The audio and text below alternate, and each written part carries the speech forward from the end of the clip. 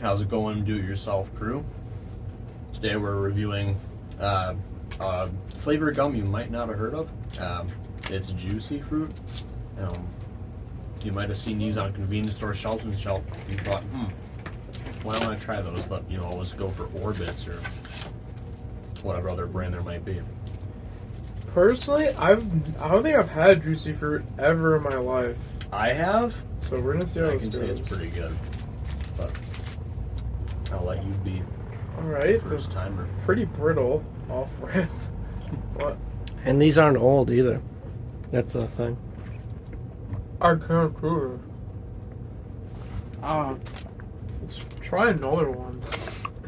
Because They're not your typical gum. That's how they're kind of supposed to be. Wait, this is what it is? Mm-hmm. No shot. It's more fruit. It's more fruity than like gummy, like pulled apart stuff. What the? I think it's weird, but it's good. I can't chew it.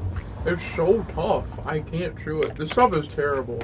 Well, yeah, it takes its time. Don't buy it. No, It's terrible. I'm not gonna buy it. No, see, no. Look. You gotta understand.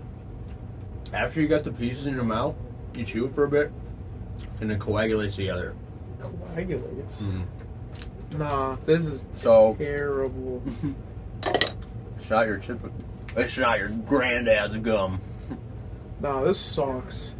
Like, just how it feels in my mouth is just not It's not pleasant. good for blowing bubbles at all. It's not pleasant. It's not pleasant at all.